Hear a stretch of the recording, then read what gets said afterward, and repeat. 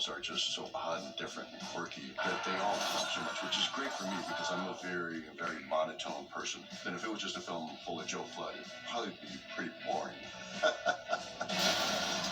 Just cancel the contract. JJ, director, really helped give everyone that played these roles a unique voice and allow them to have a lot of fun with the role. My contribution was adding new characters and giving them all some shtick. The characters that they had in the original Killer's Game, if you watch John Wick 3, there's a character with dogs. There was a character with dogs in Killer's Game. So I didn't want to regurgitate anything. I really do feel like John Wick is the gold standard now of action films. And I was concerned, like, what is going to make us special and what is going to make us different? And there's absolutely the interesting characters that are in this film. They're just going to set us apart. Hey, Flat! I heard you're looking for a good time. How about a little G&T, huh? I just injected these characters that I always thought would be cool, and I hired all my friends, Shayna and Lucy Cork, they're my stripper friend chicks. And they play kind of Ginny and Tonic. They're very sexy and formidable female assassins. I'd done pole dancing since I was the age of 16, so it was nice to actually do my pole dancing whilst killing guys. Like, Excuse me. Same as you, I started back a few years ago, a handful of years ago, teaching myself weapons from YouTube videos.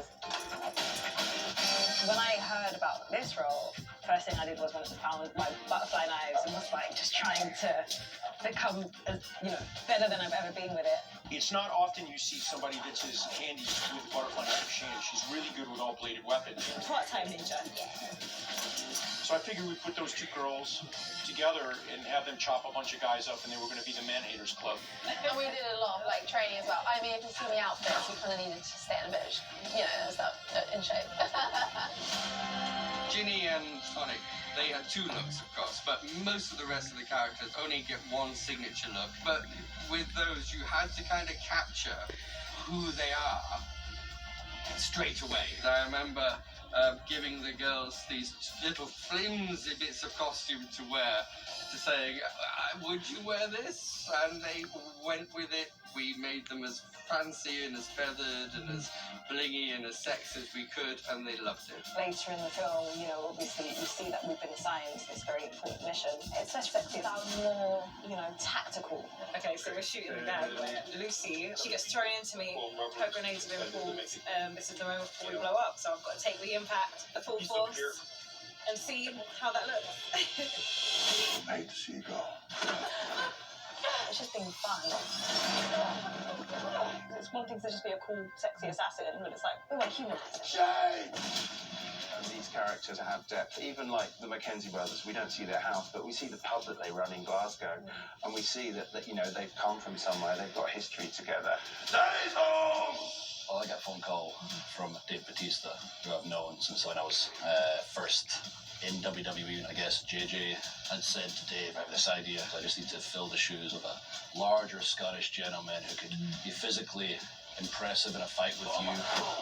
Drew McIntyre is a big star in WWE, and it was Davey who put me in touch, because I got Scott Atkins. I put Scott in all my movies. I love Scott. And those two, I needed them to play brothers, and I wanted them to be Scottish and be unintelligible, be a little more rough and tumble. All right, calm it. Who's a cunt and he's a touch? I still can't understand what he's saying. This is quite perfect for the part. Here we fucking go. Look. Drew just is amazing, and Scott really stars in movies in his own right and is an incredible actor and an incredible physical athlete. So together, the two of them, it was a blessing to have Drew work with somebody as talented as Scott. Excuse me again. Probably the time of the snap scene is where it's been like a bull in a china shop sort of approach. Point them that way, switch on it. Fucking kill people! You know what I mean, man? Oh, I know what you mean, fella.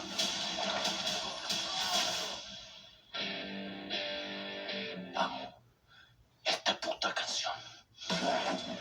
We have Marcos, who plays Botas, who is a Latin killer who's got a very emotional sensibility, and he loves listening to music as he's about to kill people.